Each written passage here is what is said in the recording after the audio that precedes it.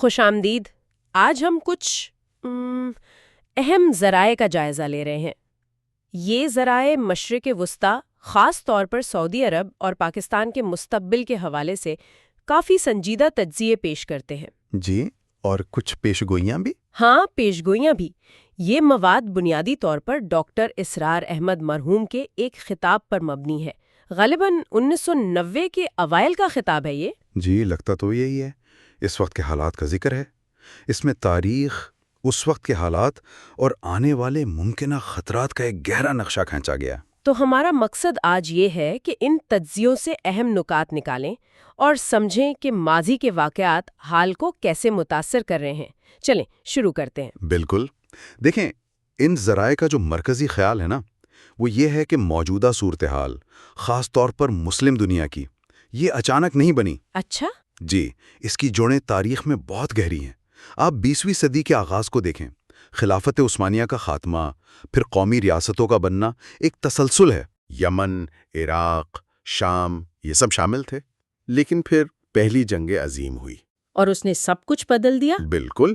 ذرائع بتاتے ہیں کہ انگریزوں نے عربوں کو ترکوں کے خلاف بغاوت پر اکسایا۔ وہ کرنل لارنس کا نام تو سنا ہی ہوگا۔ جی، لارنس آف عریبیا۔ ہاں، تو وہ اسی سلسلے میں مشہور ہیں۔ عربوں کو آزادی کا وعدہ دیا گیا، جو پھر پورا نہیں ہوا۔ نہیں ہوا۔ ذرائع میں ڈاکٹر اسرار صاحب کے ایک ذاتی مشاہدے کا بھی ذکر ہے۔ وہ 1962 میں حج پر گئے تھے۔ اچھا؟ تو انہوں نے مدینہ میں وہ ریلوے انجن دیکھے جو بغداد مدینہ لائن پر چلتے تھے۔ وہ ناکارہ کھڑے تھے، اور ذرائع میں یہ بھی ذکر ہے کہ بغاوت کے دوران ترک فوجیوں پر کچھ مظالم بھی ہوئے۔ اور یہ بھی ایک بات کہی گئی ہے کہ بغداد پر قبضہ کرنے والی برطانوی فوج میں جی، برصغیر کے سپاہی، خاص طور پر پنجاب سے، وہ بھی شامل تھے۔ یہ بھی ایک تلخ حقیقت ہے۔ تو جنگ کے بعد پھر نقشہ کیسے بدلا؟ کیا ہوا؟ خلافت عثمانیہ کی بندر بانٹ ہوئی۔ برطانیہ اور فرانس نے آپس میں علاقے تقسیم کر لیے۔ عراق برطانیہ کے حصے میں آیا، شام فرانس کے۔ اور مصر؟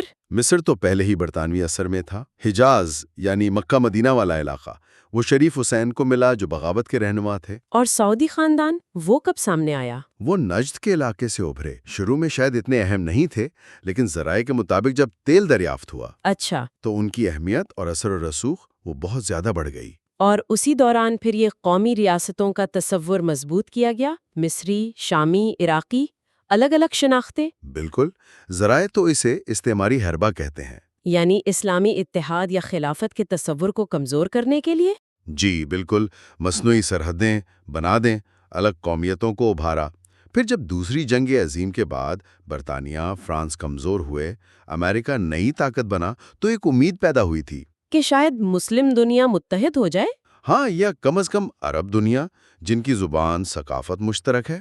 اس اتحاد کی کوششیں بھی تو ہوئیں۔ علامہ اقبال کا خواب تو خیر بہت وسیع تھا، لیکن عرب سطح پر کون لوگ سامنے آئے؟ ذرائع میں شاہ فیصل شہید کا ذکر بہت اہمیت سے ہے۔ ان کا مزاج مذہبی تھا، اور ان میں وہ صلاحیت نظر آتی تھی کہ عرب دنیا کو اکٹھا کر سکیں۔ انہوں نے لاہور میں اسلامی سربراہی کانفرنس بھی تو کروائی تھی۔ جی بالکل، اسلامی کاز کی حمایت کی، اور سب سے بڑھ کر 1973 میں تیل کو بطور ہتھیار استعمال کیا۔ ہاں، وہ تیل کا بحران، اس سے تو مغرب کو، خاص طور پر امریکہ کو بہت مشکل ہوئی تھی۔ یقیناً۔ تو ذرائع میں یہ قیاس آرائی بھی ملتی ہے کہ ان کا قتل شاید صرف خاندانی جھگڑا نہ ہو۔ مطلب اس کے پیچھے؟ جی، مطلب اس کے پیچھے عالمی طاقتوں، خاص طور پر امریکہ کا ہاتھ ہو سکتا ہے، کیونکہ شاہ فیصل کی پالیسیاں امریکی مفادات سے ٹکرا رہی تھیں۔ اور ذرائع میں اس شہزادے کے بارے میں بھی کچھ کہا گیا ہے جس نے قتل کیا؟ ہاں، اس کی تربیت اور پس منظر کو بھی مشکوک بتایا گیا ہے۔ اچھا، تو شاہ فیصل کے بعد کیا ہوا؟ کسی اور نے کوشش کی قیادت کی؟ کوششیں تو ہوئیں۔ مصر کے ناصر تھے، لیبیا کے غدافی، لیکن وہ اس طرح کامیاب نہیں ہوئے۔ پھر صدام حسین آ گئے؟ ہاں، پھر صدام حسین کا ظہور ہوا۔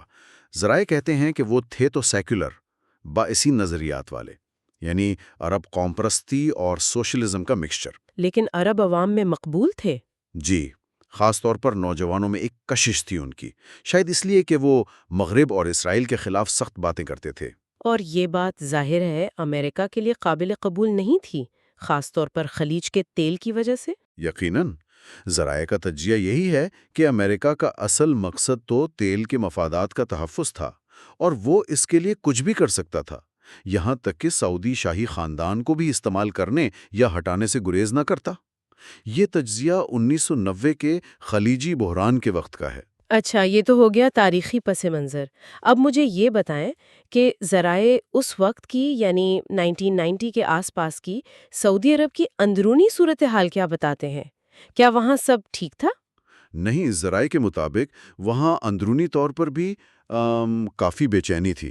ایک طرف تو جدید تعلیم یافتہ طبقہ تھا، وہ کیا سوچ رہا تھا؟ وہ سوال اٹھا رہا تھا کہ اربوں ڈالر کا جو اسلحہ خریدا گیا وہ عراق کے حملے کے وقت کہاں تھا، اور دوسری طرف مذہبی طبقہ تھا۔ ان کو کیا اعتراض تھا؟ ان میں امریکی اور مغربی افواج کی موجودگی پر شدید غصہ تھا، خاص طور پر اس لیے کہ ان فوجوں میں غیر مسلم، یہودی فوجی، عورتیں، یہ سب شامل تھے، اور وہ بھی جزیرہ نمایاں عرب میں۔ اچھا، اس حوالے سے کوئی حدیث بھی ہے؟ نہیں ہو سکتے۔ ذرائع میں امریکہ کی ISNA کانفرنس کا ذکر ہے، وہ اسلامک سوسائٹی آف نارتھ امریکہ۔ جی سنی ہے وہ تنظیم۔ وہاں ایک نوجوان سعودی نے اسی بات پر شاہی خاندان پر تنقید کی تھی۔ اور یہ بھی تو ایک عجیب بات تھی کہ پہلے عرب ممالک نے ایران کے خلاف صدام کی مدد کی، اور اب وہی ان کے نشانے پر تھے۔ جی، ذرائع اسے ایک تلخ حقیقت کہتے ہیں، اور وہ عربی محاورہ دہراتے ہیں کہ اپنے کتے کو کھلا پلا کر موٹا کرو، کسی روز تمہیں ہی کاٹے گا۔ یعنی جس صدام کو ایران کے خلاف استعمال کیا وہی اب خطرہ بن گیا، اور حل کیا نکالا؟ مغربی افواج کو بلا لیا۔ ذرائع اسے استعمار کی واپسی کہتے ہیں۔ صحیح۔ اب ذرا آگے بڑھتے ہیں۔ مستقبل کے بارے میں کیا پیش گوئیاں ہیں ان ذرائع میں، خاص طور پر جنگوں کے متعلق احادیث کے حوالے سے؟ ایک نکتہ بہت اہم ہے جو ذرائع اٹھاتے ہیں، وہ ایک حدیث کی تشریح ہے۔ حدیث میں دجال سے پہلے ایک بہت بڑی خوفناک جنگ کا ذکر ہے۔ جی۔ اور عجیب بات یہ ہے کہ اس میں ایک طرف مسلمان، عیسائی اور یہودی اکٹھے ہوں گے۔ یہ تو واقعی عجیب بات ہے۔ ہاں، ذرائع کے مطابق یہ بات پہلے سمجھ نہیں آتی تھی، لیکن 1990 میں جب امریکہ، اسرائیل اور کچھ عرب ممالک بشمول سعودی عربیہ اکٹھے ہوئے عراق کے خلاف، تو اس میں اس حدیث کا عکس نظر آیا؟ جی بالکل، ایسا محسوس ہوا کہ شاید یہ اسی طرف اشارہ ہے۔ اور اس جنگ کی ہولناکی کے بارے میں کیا کہا گیا؟ حدیث میں بہت ہولناک تباہی کا ذکر ہے کہ جنگ کے بعد ایک پرندہ میلوں اڑے گا تو اسے زمین پر لاشیں ہی لاشیں نظر آئیں گی۔ اللہ اکبر۔ ذرائع اس سے یہ نتیجہ نکالتے ہیں کہ یہ شاید جدید دور کی کیمیائی یا ایٹمی جنگ ہو سکتی ہے۔ اس کا خطرہ اس وقت خلیجی بحران میں بھی تھا۔ تو اس ساری پیچیدہ صورتحال میں پاکستان کو کیا کرنا چاہیے تھا؟ ذرائع کیا تجویز کرتے ہیں، خاص طور پر اس خلیجی بحران کے حوالے سے؟ سب سے پہلی بات، امریکہ کا اتحادی یا اعلی کار بننے سے گریز کریں۔ کیوں؟ کیونکہ امریکہ اپنے مفادات کے لیے آیا تھا، اسلام یا حرمین کے دفاع کے لیے نہیں۔ دوسری بات، اسلامی حل پر زور دیا جائے۔ اسلامی حل؟ اس سے کیا مراد تھی؟ مطلب عملی طور پر کیا کیا جائے؟ مطلب یہ کہ مسلم ممالک خود اپنی فوجیں بھیج کر مغربی افواج کو واپس بھیجیں۔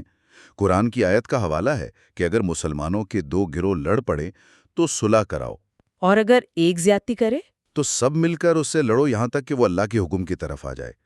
اگر یہ نہ ہو سکے تو پھر غیر جانبدار ممالک کی فوجیں آئیں، لیکن پہلی کوشش اسلامی حل کی۔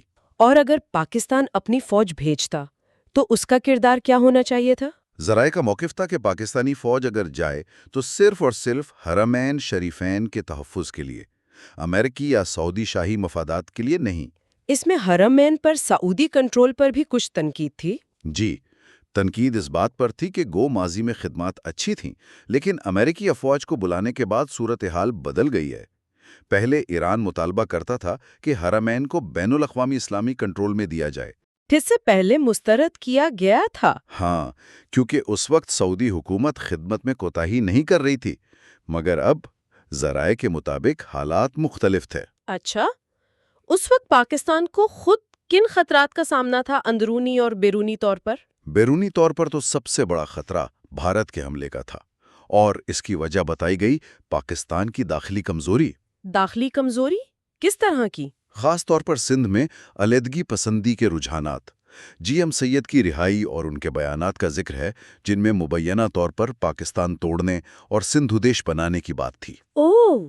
ساتھ میں کشمیر کے حالات، بھارت کے مظالم، عالمی خاموشی اور پاکستان کا کمزور سفارتی رد عمل، یہ سب مل کر بھارت کو حملے کا موقع دے سکتے تھے۔ اور اندرونی طور پر کیا چیلنجز تھے؟ اندرونی طور پر انتخابات کا انعقاد اور اس سے پیدا ہونے والا ممکنہ انتشار۔ خدشہ تھا کہ انتخابی مہم میں الزام تراشی، دھاندلی کے الزامات یہ قومی یکجہتی کو نقصان پہنچائیں گے۔ جبکہ بیرونی خطرے کے پیش نظر یکجہتی کی ضرورت تھی۔ بالکل۔ تو کیا مشورہ تھا الیکشن نہ کرائیں؟ متبادل کیا تھا؟ ایک آپشن تو مارشل لاء کا تھا، جسے ذرائع نے تباہ کن کہا، خاص طور پر سندھ کے لیے۔ کہا کہ اس سے تو بہتر ہے الیکشن ہی ہو جائیں۔ لیکن کوئی تیسرا راستہ؟ ہاں، ایک تیسرا راستہ زیر بحث تھا، جس کی طرف فوجی قیادت اور عدلیہ کے اشارے بھی مل رہے تھے۔ وہ تھا ایک قومی حکومت کا قیام۔ قومی حکومت یعنی سب جماعتیں مل کر؟ جی، تجویز تھی کہ اگر سب بڑی جماعتیں قومی مفاد میں متفق ہو جائیں تو ایک وسیع البنیاد قومی حکومت بنے، جیسے جنرل اسلم بیگ نے بھی تجویز کیا تھا۔ اور اس صورت میں انتخابات کو آئین معطل کیے بغیر کچھ عرصے کے لیے ملتوی کیا جا سکتا تھا۔ اس قومی یکجہتی کی فضا میں ہی دفاعی تیاری ممکن تھی، عوامی سطح پر بھی، جسے پیپلز آرمی کہا گیا۔ یہ تو ہوئی اس وقت کی باتیں۔ اب ذرا مسلم تاریخ پر غور و فکر اور مستقبل کے لائحہ عمل کی طرف آتے ہیں۔ ہندوستان میں مسلمانوں کی حکومت کے حوالے سے کچھ کوتاہیوں کا ذکر ہے۔ ہاں، ایک بہت اہم نکتہ اٹھایا گیا ہے، وہ یہ کہ ہندوستان میں 1000 سال حکومت کی مسلمانوں نے، لیکن حکمران طبقے اور علماء نے ہندوؤں، خاص طور پر ان کی اعلیٰ ذات جو فلسفیانہ ذہن رکھتے تھے، ان تک اسلام کی دعوت علمی اور فکری سطح پر مؤثر طریقے سے نہیں پہنچائی۔ کام زیادہ تر صوفیہ نے کیا؟ جی، صوفیہ نے اپنی سطح پر کیا، لیکن ریاست کی سطح پر جہاد بالسیف یعنی تلوار کے جہاد پر توجہ رہی، جہاد بالقرآن یعنی علمی اور فکری جہاد پر کم رہی۔ اس حوالے سے کوئی عملی تجویز بھی تھی ذرائع میں؟ جی، ڈاکٹر اسرار کا مولانا علی میاں ندوی کو دیا گیا مشورہ نقل کیا گیا ہے۔ کیا مشورہ تھا؟ کہ ندوۃ العلماء جیسے اداروں میں سنسکرت اور ہندو فلسفے کی تعلیم ہونی چاہیے، تاکہ فارغ التحصیل علماء ہندو ذہن کو سمجھ کر بہتر انداز میں اسلام پیش کر سکیں۔ اور شاہ ولی اللہ کی پیش گوئی کا بھی حوالہ ہے؟ جی، کہ ایک وقت آئے گا جب ہندو اعلیٰ ذات کی اکثریت اسلام قبول کرے گی، لیکن یہ کام علمی دلائل یعنی جہاد بالقرآن سے ہوگا۔ رد عمل کی سیاست کے بارے میں کیا کہا گیا؟ اس کے کیا نتائج نکلے؟ مثال دی گئی کہ ہندوستان میں خاکسار تحریک چلی تو اس کے رد عمل میں RSS بنی، ہندو منظم ہوئے۔ اچھا۔ اسی طرح پاکستان میں جب اسلامائزیشن کے نعرے لگے، خاص طور پر ضیاء دور میں، تو اس کے رد عمل میں بھارت میں رام راجیہ اور شدت پسند ہندو احیا پسندی یعنی BJP وغیرہ؟ جی، اس کو تقویت ملی۔ نکتہ یہ تھا کہ پاکستان میں نعرے لگے، حقیقی اسلامی نظام نہیں آیا، لیکن رد عمل میں بھارت میں ہندو قوم پرستی زیادہ منظم اور متحرک ہو گئی۔ یہ تو بڑا دلچسپ مشاہدہ ہے۔ کیا وقت کے ساتھ اس میں کوئی فرق بھی دیکھا گیا؟ ڈاکٹر اسرار کے حوالے سے بتایا گیا کہ 1980 میں جب وہ بھارت گئے تو وہاں علاقائی شناختیں زیادہ تھیں، لیکن 1990 تک شدت پسند ہندو احیا پسندی ایک بڑی طاقت بن چکی تھی، جس کا ایک مظہر بابری مسجد کا تنازع تھا۔ جی بالکل، جو ایک سنگین تصادم کا خطرہ بن گیا تھا۔ تو ان تمام تجزیوں کے بعد اصل حل کیا بتایا گیا ہے؟ آگے کا راستہ کیا ہے؟ اصل حل ذرائع کے مطابق پاکستان میں ایک حقیقی اسلامی نظام کا قیام ہے، اور یہ صرف سزائیں یا ظاہری رسوم نہیں ہے۔ تو پھر کیا ہے؟ یہ ہے نظام عدل اجتماعی، یعنی ایک مکمل سماجی، معاشی، سیاسی نظام جو انصاف پر مبنی ہو۔ اور اس نظام کی بنیاد؟ قرآن اور سنت۔ ذرائع میں نبی کریم صلی اللہ علیہ وآلہ وسلم کو ملنے والی 2 طاقتوں کا ذکر ہے، ایک قرآن جس سے جہاد کبیر یعنی سب سے بڑا فکری جہاد کرنا ہے، اور دوسرا دین حق یعنی وہ مکمل نظام زندگی جسے غالب کرنا ہے۔ اور دلیل یہ ہے کہ آج کی دنیا کو ایسے ہی نظام کی تلاش ہے؟ جی، دلیل یہ ہے کہ دنیا سرمایہ دارانہ جمہوریت، جسے وہ امیروں کی آمریت کہتے ہیں، اور کمیونزم، ان سب کو آزما چکی ہے۔ اور ایک متبادل چاہتی ہے؟ ہاں، ایک متبادل کی تلاش میں ہے۔ اگر پاکستان اسلام کے اس حقیقی نظام عدل کا عملی نمونہ پیش کر دے تو یہ پوری انسانیت کے لیے کشش کا باعث ہوگا۔ کیوں؟ کیونکہ یہ انصاف اور فطرت کے اصولوں پر مبنی ہے۔ تو یہ نظام قائم کیسے ہوگا؟ طریقہ کیا ہے؟ طریقہ ایک پرامن جمہوری اور آئینی جدوجہد ہے، جہاد بالقرآن یعنی قرآن کی فکر عام کرنا، ایمان کی دعوت اور پھر ایک منظم انقلابی جدوجہد سے پاکستان میں اسلامی انقلاب لانا تاکہ وہ نظام عدل قائم ہو۔ تو خلاصہ یہ ہوا کہ ان ذرائع کے مطابق مشرق وسطیٰ اور پاکستان کے مسائل سطحی نہیں ہیں، ان کی جڑیں گہری ہیں، تاریخی، سیاسی، نظریاتی وجوہات ہیں، بیرونی طاقتوں کے مفادات بھی ہیں اور ہماری اپنی داخلی کمزوریاں اور کوتاہیاں بھی۔ بالکل، اور ان ذرائع کا مرکزی پیغام یہی لگتا ہے کہ حل وقتی سیاسی چالوں یا جذباتی باتوں میں نہیں، بلکہ ایک بنیادی نظریاتی اور عملی تبدیلی میں ہے، یعنی پاکستان میں اسلام کے جامع نظام عدل کا قیام، جس کے لیے ایک لمبی، منظم اور شعوری کوشش چاہیے۔ گفتگو کے آخر میں سننے والوں کے لیے ایک سوال چھوڑتے ہیں غور و فکر کے لیے۔ کیا واقعی ایک ایسا حقیقی اسلامی نظام جو صرف سزاؤں یا ظاہری پابندیوں تک محدود نہ ہو بلکہ سماجی اور معاشی انصاف پر مبنی ہو، جیسا کہ ان ذرائع میں تصور پیش کیا گیا ہے، کیا وہ موجودہ دور کے پیچیدہ مسائل کا کوئی قابل عمل حل دے سکتا ہے؟ اور کیا یہ نہ صرف مسلمانوں بلکہ خطے میں رہنے والی دیگر اقوام کے لیے بھی قابل قبول ہو سکتا ہے؟ اس پر سوچنا ضروری ہے۔